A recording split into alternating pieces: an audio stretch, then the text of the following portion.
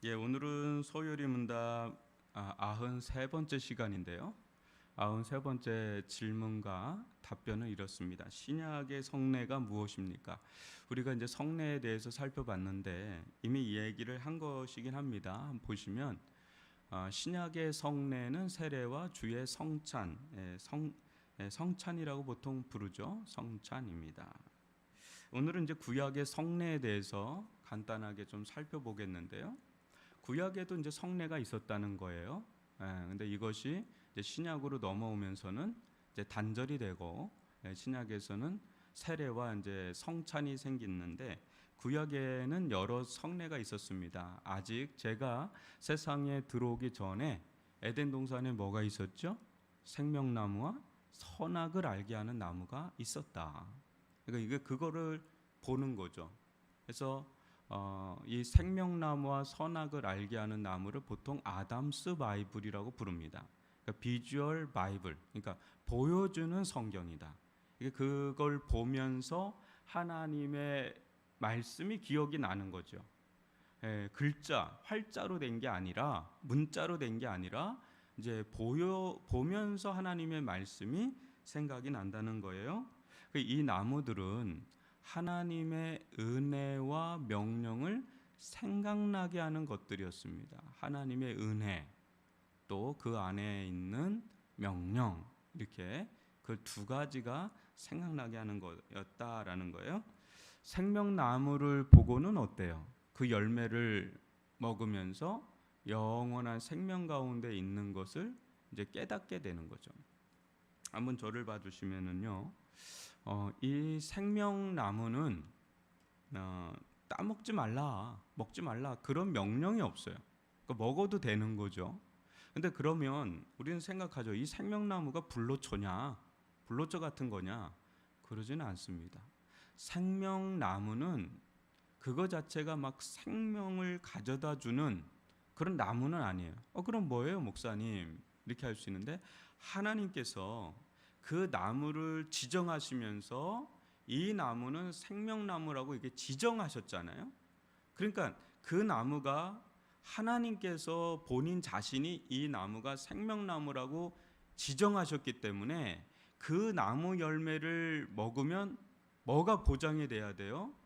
만약에 생명이 보장이 되지 않으면 그 말씀을 하신 하나님은 의중의 하나님, 위중의 하나님이죠. 위중하신 하나님, 거짓말하신 하나님. 그럼 하나님이 거짓말하는 하나님이 하나님이실까요? 하나님 스스로가 하나님을 부정하는 게 돼버리잖아요. 그러니까 하나님을 이렇게 지정하세요. 그러면 그 자체가 효력이 있다기보다 지정하신 하나님께서 그 약속을 지켜주시는 거예요. 우리는 이거를 잘 아셔야 해요. 그래야 우상 숭배에 빠지지 않는 겁니다. 하나님은 우상 숭배를 제일 싫어하시거든요. 그런데 여러분 생각을 해보세요.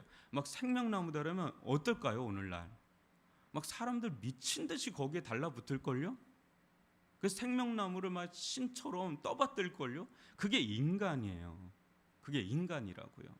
하나님은 그런 부분을 굉장히 엄격하게 차단을 하십니다. 그래서 우리가 생명나무를 볼 때 이거 하나님의 은혜다라는 것을 아셔야 되는 거예요. 하나님의 은혜다. 하나님의 은혜로 이 생명나무 자체는 효력이 있는 게 아니지만 그거 자체가 생명을 주는 건 아니지만 그 생명나무를 지정하신 하나님이 능력을 베푸셔서 생명을 준다는 거예요. 근데 이 나무는 이제 먹지 말라고 하지는 않았어요.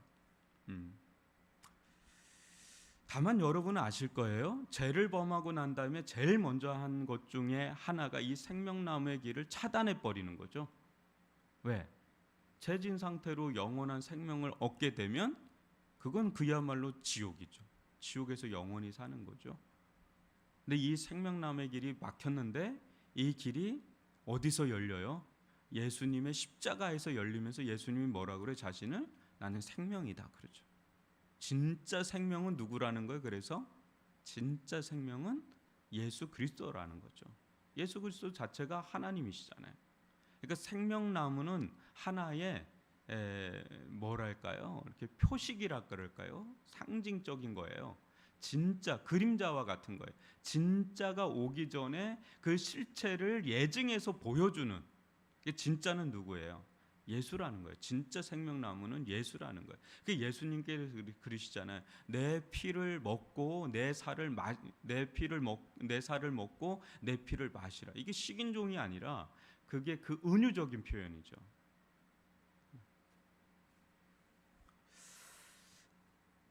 그래서 이 생명나무를 줬다는 것은 영원한 생명이 열려져 있다라는 것을 보여주는 거죠. 엄청난 은혜입니다. 그다음 하나님 앞에 순종하는 한 이제 생명나무의 열매는 언제든지 먹을 수 있게 하셨죠. 근데 순종하지 않게 됐을 때 그 길을 막습니다. 그러니까 이제 사람들은 생명에 대해서, 영생에 대한 갈망이 있죠. 그래서 예나 지금이나 권력의 최상위로 올라가면 그 사람들이 반드시 하는 게 뭐냐면 생명 연장을 하려고 해요. 그러니까 영생을 꿈꾸게 돼요. 파라오도 그렇고 진시황도 그렇고 아마 이게 푸틴도 굉장히 그 열망이 강할 거예요. 될 수만 있다면 오래 살고 싶은 거죠. 근데 그게 막혀 있어요. 그게 막혀 있다는 거예요. 이제 예수 안에서 열렸다는 거고요. 한편으로 선악과를 보면서는 하나님이 주신 계명을 생각나게 하는 거죠. 이 선악을 알게 하는 나무는 먹지 말라. 먹는 날에는 너희들이 반드시 죽으리라. 정령 죽으리라. 이 계명을 생각나게 하는 거죠. 순종하도록 이제 도전을 주는 거죠. 그죠? 도전을. 근데 이것도 은혜예요. 왜냐하면 하나님과 인간 사이, 그러니까 여러분들이 창조의 질서를 보면 첫째 날, 둘째 날 쭉 보면 하나님께서 항상 경계선을 긋는 걸 알 수 있을 거예요. 묻이라고 할 수 있는 땅, 바다, 경계를 그어줍니까? 안 그어줍니까? 정확하게 그어주죠. 바다가 더 이상 넘실거리지 않도록 여기까지야라는 거죠. 해와 달과 별들이 각자의 그 자리에 있도록 하시는 거예요. 궁창에는 별들이 있고 땅에는 땅, 바다에는 바다, 생물도 거기에 딱 경계선을 다 지어줘요. 그 경계선 안에서 자유를 누리라는 거예요.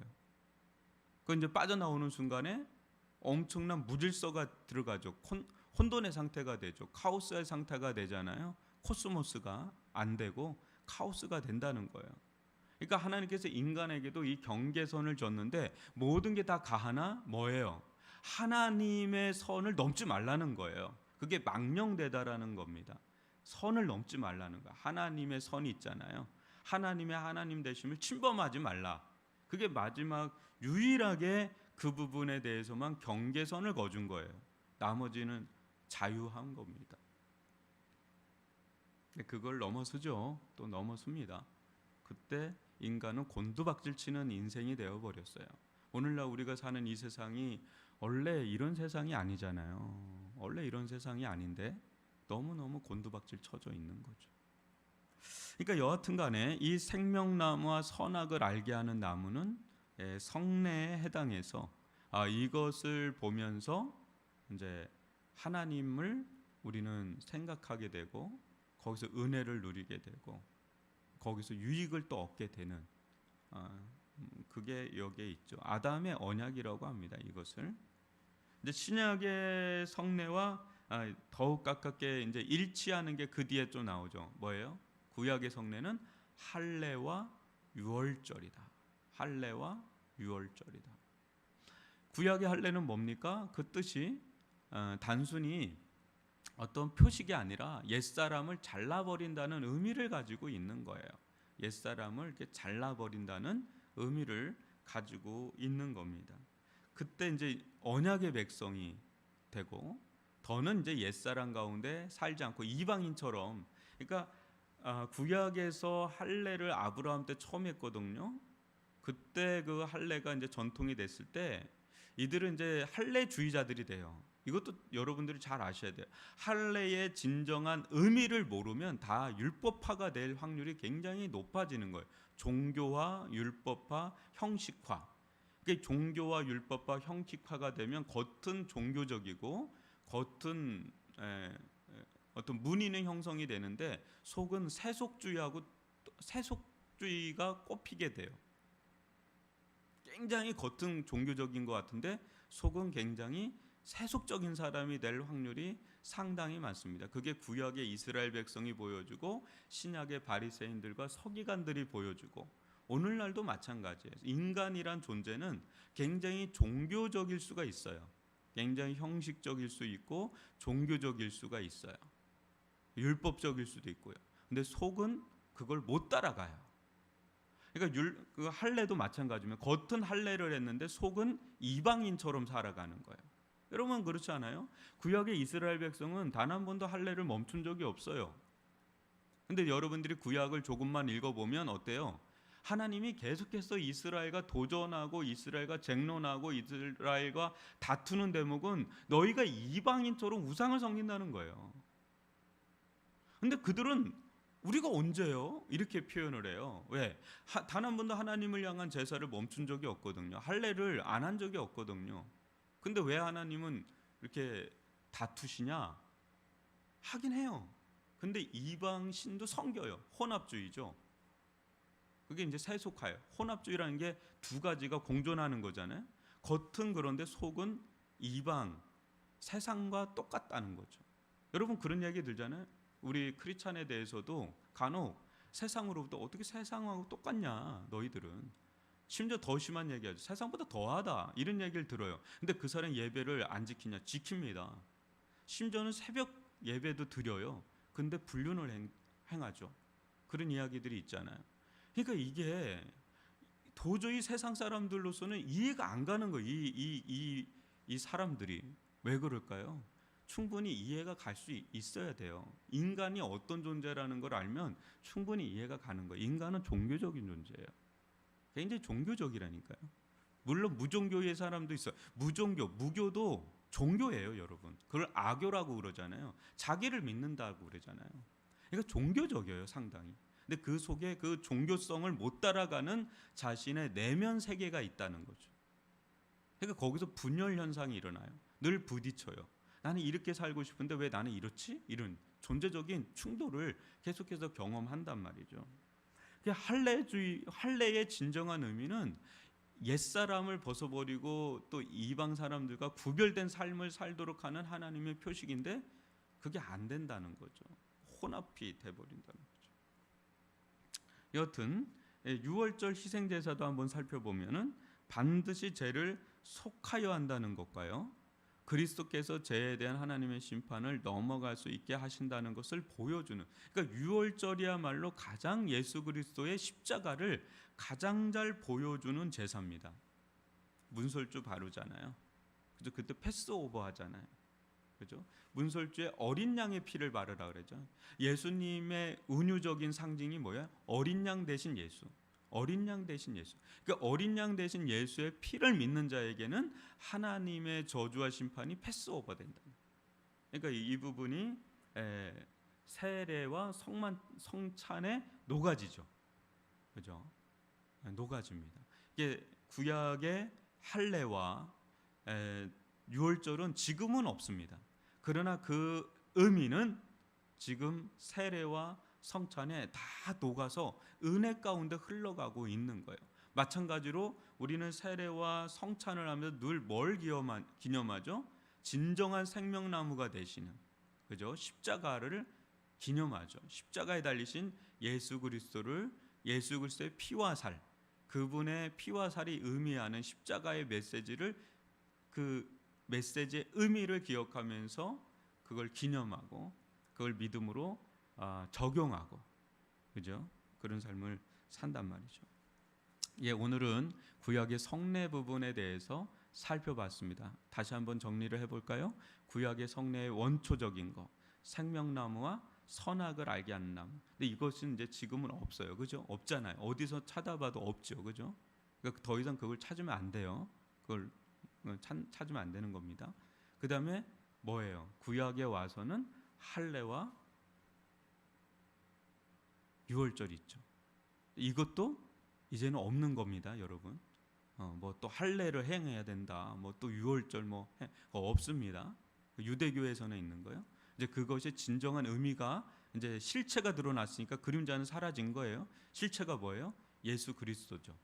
예수 그리스도의 십자가 부활 사건이 이제 복음이 된다는 거예요. 그것이 이제 고스란히 녹아진 게 뭡니까? 세례죠. 세례가 어떤 겁니까? 물에 들어갔다가 나오죠. 그게 뭐예요? 죽었다가 살아난다는 거예요. 그게 단 한 번 이제 세례가 주어지고 성찬은 뭐예요? 예수의 살과 피를 이게 기념하는 거예요. 이거는 계속적인 행위죠. 그래서 계속해서 예수의 살과 피를 믿음으로 먹고 마실 때 성령께서 그거를 유효하게 하실 때 우리들 가운데 우리 영혼에 생명이 주어진다. 이것을 여러분들이 잘 아실 때 구약의 성례가 신약의 성례 안에 녹아졌다. 그래서 연속적인 게 있고 불연속적인 게 있다라는 것을 여러분들이 이제 아신다면 오늘날 우리 신앙생활에 있어서 이 성례가 얼마나 역사적인 전통이 있는지를 알면서 우리가 어느 지점에 서 있고 이걸 복음적으로 어떻게 소화해야 되는지를 이제 잘 아시게 될 겁니다. 오늘 들은 말씀 가지고 우리 이 시간 기도하는 시간 갖도록 하겠습니다. 신약의 성례가 있죠. 세례와 성찬, 이것이 구약적인 전통에서 흘러들어왔다라는 것을 안다면 우리에게 진정한 실체를 보게 하신 그 은혜, 구약에 많은 기적과 이적이 있지만 우리가 지금 보고 있는, 믿고 있는 내용은 그들에게는 아주 희미한 것들이었습니다. 그러니까 그네들은 그네들대로 은혜가 있었고 우리는 우리대로 또 엄청난 은혜를 받고 있는, 수혜를 받고 있는 자들이에요. 그래서 성례의 그 은총 안에 우리가 머물 수 있게 해달라고 우리 이 시간 주여 한번 부르고 기도합니다.